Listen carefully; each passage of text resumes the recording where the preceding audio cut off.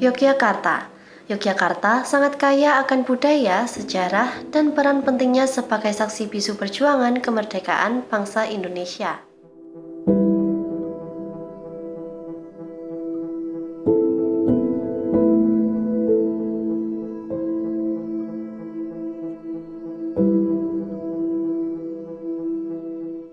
Assalamualaikum warahmatullahi wabarakatuh. Perkenalkan, saya Kepala Museum Jenderal Besar Sudirman. Nama saya Sunarto, pangkat Mayor CPL.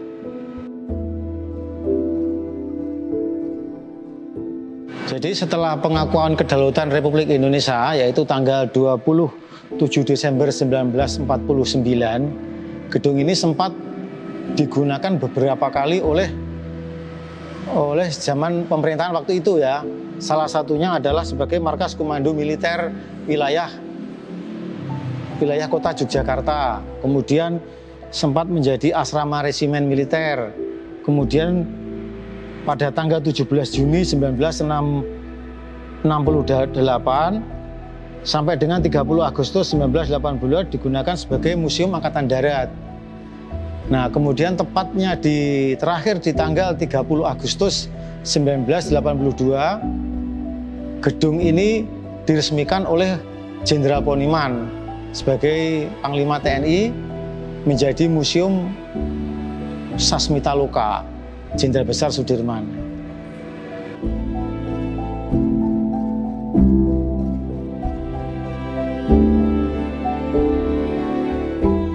Di museum ini banyak memberikan pelajaran, Mas, khususnya untuk generasi-generasi muda, para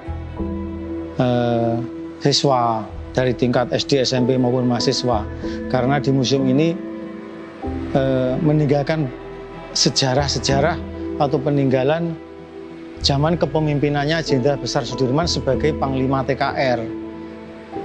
Bagaimana beliaunya ini sebagai sosok panglima yang benar-benar amanah, bertanggung jawab, dan benar dia bisa hadir di tengah anggotanya. Keberhasilan beliau dalam melaksanakan operasi itu bisa menjadikan bukti bahwa beliau adalah seorang pemimpin yang sangat bisa dibanggakan.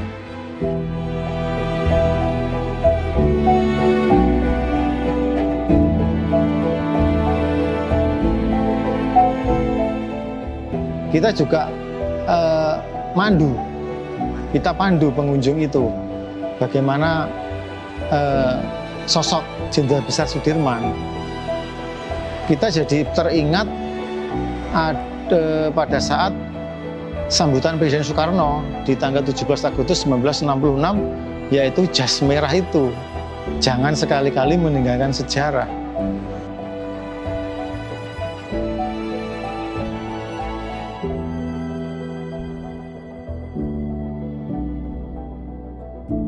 Sebagai pemuda Indonesia, kita boleh mengikuti perkembangan zaman, namun jangan sampai kita kehilangan budaya kita sendiri.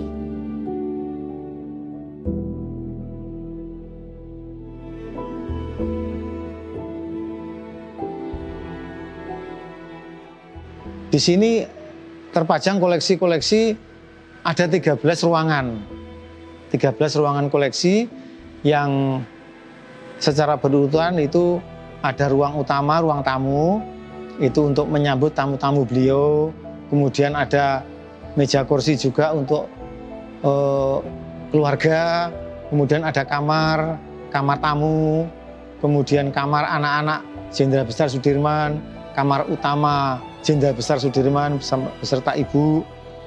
Kemudian contohnya di kamar 7 sampai 13 itu tentang gereja beliau. Kalau di kamar 7 itu saat proses pemilihan beliau menjadi Panglima Besar Sudirman. Kemudian di kamar 8 itu adalah sejarah Palagan Ambarawa. Bagaimana beliau dulu memimpin pasukan mengusir Belanda di Ambarawa dengan terkenal dengan istilah taktik supit urang itu, sehingga berhasil Belanda mengundurkan diri. pergi dari Ambarawa, kemudian ada andong atau dokar, kemudian ada mobil saat penjemputan beliau pulang dari gereja, kemudian di sana ada meja kursi tempat tidur saat beliau itu melaksanakan gereja bermarkas di Sobo, Pacitan kurang lebih 3 bulan itu di sana ada. Kemudian yang berlanjut di ruang 12 itu diorama. Diorama itu mengisahkan tentang gereja beliau. Selama 7 bulan itu di diorama itu ada diorama 1, 2, 3. Itu mengisahkan tentang sejarah gereja beliau. Kemudian di ruang kamar 13 itu ada beberapa koleksi-koleksi yang dipakai beliau, mulai dari jubahnya, sepatu, tas, kemudian tandu juga ada yang masih asli bukan duplikat, itu masih ada tersimpan di sini. Mudah-mudahan dengan para pengunjung itu berkunjung ke Museum Sudirman itu bisa memberikan semangat motivasi pada generasi muda untuk lebih semangat, mempunyai jiwa pantang menyerah, lebih cinta tanah air. Begitu harapannya, Mas.